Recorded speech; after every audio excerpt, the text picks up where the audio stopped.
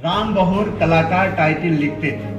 उनकी ये रचना है जो डॉक्टर भीमराव अंबेडकर को समर्पित है उनके महापरिनिर्वाण दिवस पर। मैं कवि नहीं हूँ, मेरी ये कविता भी नहीं है, लेकिन बेशक जो है मेरे धर्मपत्नी के नाना जी के हाथों के द्वारा लिखी हुई ये कविता है। वो कलाकार टाइटल लगाते थे और मूलतः प्रतापगढ़ के रहने वाले थे। जूनियर में शिक्षक के रूप में थे। राम बहोर कलाकार टाइटल लिखते थे। उनकी ये रचना है जो डॉक्टर भीमराव अंबेडकर को समर्पित है उनके महापरिनिर्वाण दिवस पर। मैं आप लोगों को सुनाना चाहता हूँ। आचरण खेत बोने का है, एक कविता का शीर्षक है। आचरण खेत बोने का है, कविता का शीर्षक है। तुम भीमराव का परिनिर्वाण दिवस आए हो यहाँ मनाने को, हो निजी ज्ञान द्वारा उद्यत दीनों का हृदय जगाने को। प्रतिवर्ष जयंती परिनिर्वाण दिवस उस महापुरुष का करते हो, उसकी प्रतिमा को रख करके तुम सब अभिनंदन करते हो। उसके जीवन की गाथाएं गुणगान हमेशा गाते हो, लेकिन तुम हमें बताओ तो वह गुण कितना अपनाते हो। क्या समता दया अहिंसा अरु मानवता कुछ आई तन में, क्या घृणा द्वेष कुछ दूर हुआ, निर्मलता कुछ आई मन में। क्या धर्म जाल के भीतर से सचमुच तुम बाहर चले गए, जिससे वह जाल विनिर्मित था, सचमुच सब फंदे कटे भय। इस समारोह दिनों के प्रति भावना भक्ति जो गाते हो, भावना भक्ति की उस दुनिया क्या तुम अपने को अपनाते हो। यदि ऐसा सचमुच हुआ नहीं, फिर कैसे मानवतावादी हो। मुझको तो ऐसा ही लगता तुम पक्के विषमतावादी हो। यह निर्णय लिया लोमड़ी ने, कल खोदूंगी बिल अलग बड़ी। जब हुआ सवेरा वह भूली अपनी बातों की शकल कड़ी।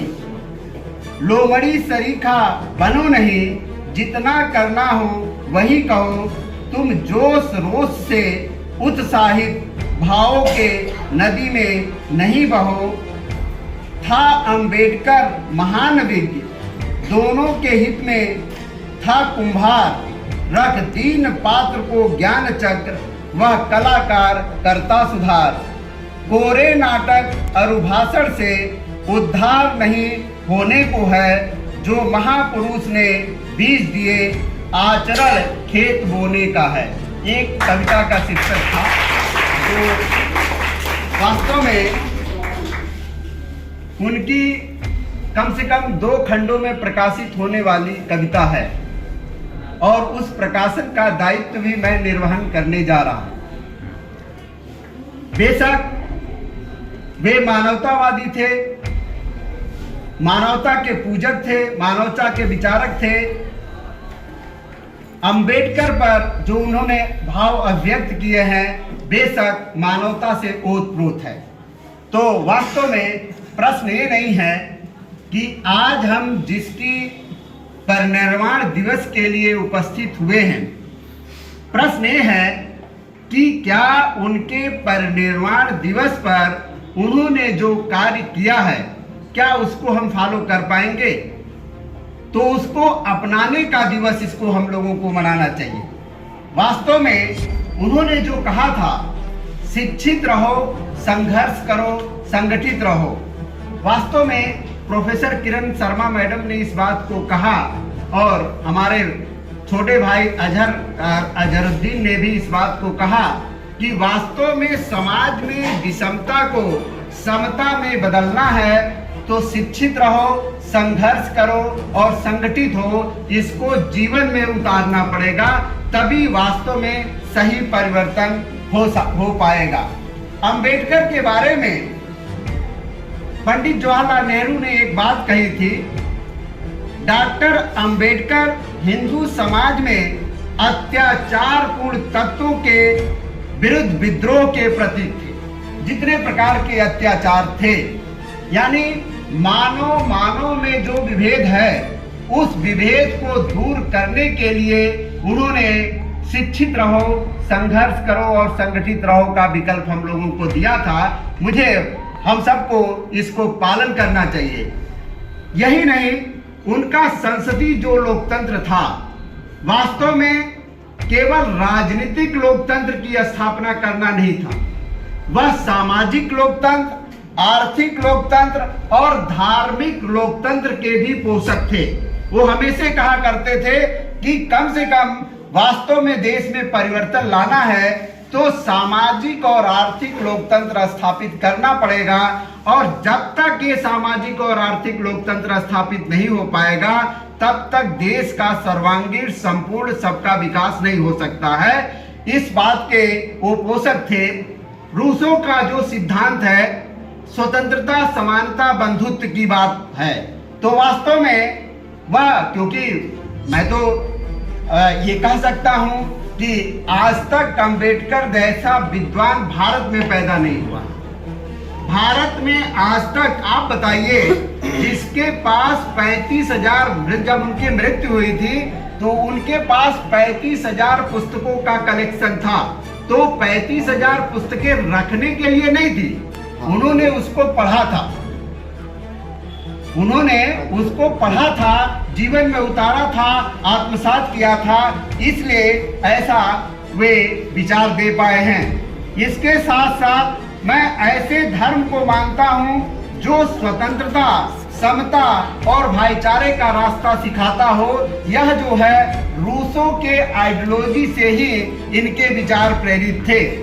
ऐसे धर्म की बात वो कहते हैं, उनका मानना था जीवन लंबा होने से अच्छा है जीवन का महान होना, यानी कि बहुत लंबा जीना कोई जीने का मतलब नहीं है। कोई 100 साल जिए उसका क्या मतलब है। स्वामी विवेकानंद तो 39 वर्ष ही दिए, लेकिन पूरी दुनिया को बता दिए कि मैं स्वामी विवेकानंद हूँ।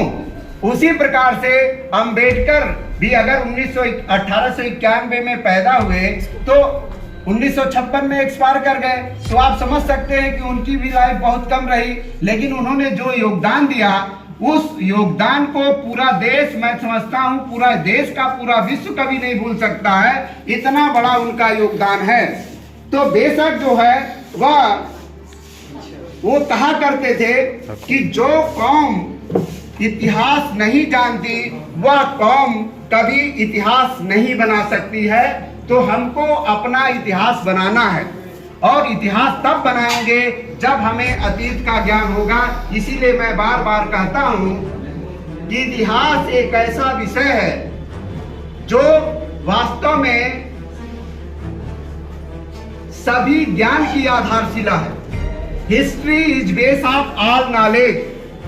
बिना इतिहास के कोई ज्ञान टिक नहीं सकता है। तो ये सब प्रमुख विचार है अंबेडकर के, जिसके बारे में मैंने बताया।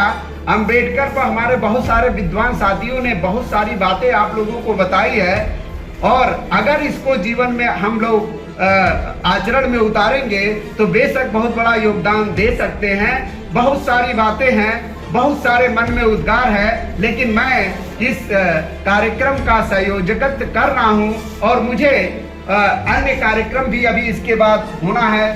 स्वर्गीय कपिल देव द्विवेदी जी की जयंती मनानी है, तो इसलिए उनके परिवारीजन आ चुके हैं, और मैं तो देख रहा हूँ कि मैडम द्विवेदी मैडम भी आ चुकी हैं, जो कि हमारे साथ ओरिएंटेशन कोर्स में थी। तो मैं उनका इस कार्यक्रम में भी स्वागत करना चाहता हूं, और इसके साथ साथ जो आगे का कार्यक्रम है स्वर्गीय कपिल देव द्विवेदी जी का, जिनकी जयंती आज मनाई जानी है, सभी लोगों से विनम्र अनुरोध करता हूं कि सभी लोग यहां पर रुके रहें ताकि उनकी जयंती भी अच्छे ढंग से आयोजित हो सके।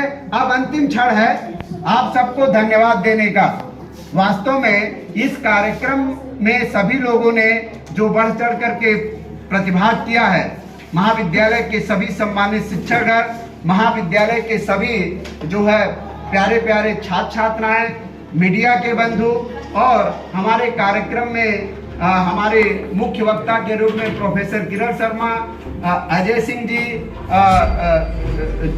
हीरा त्रिपाठी मैडम, प्रीति कुमारी मैडम, जय सिंह जी और दीप नारायण जी, रमेश जी, संजय चौबे जी, महेंद्र जी, गीता मैडम, महेंद्र जी, सभी सम्मानित गणमान्य अतिथियों का मैं स्वागत अभिनंदन करता हूं। पीछे हमारे बैठे हुए हैं धर्मेंद्र जी, विकास जी, भूपेंद्र जी, जय सिंह जी, अन्य सभी विद्वान साथियों का जो इस कार्यक्रम में उपस्थित हैं, सबका हम हार्दिक स्वागत और अभिनंदन करते हैं और साथ ही साथ इस कार्यक्रम में सभी उपस्थित विद्वान साथियों को बहुत बहुत धन्यवाद देते हैं जिन्होंने अपना अमूल्य समय इस कार्यक्रम के लिए दिया है। सभी विद्वान साथियों को बहुत बहुत धन्यवाद। It's your destiny. Stand up, never give up. Globalization of free education on YouTube.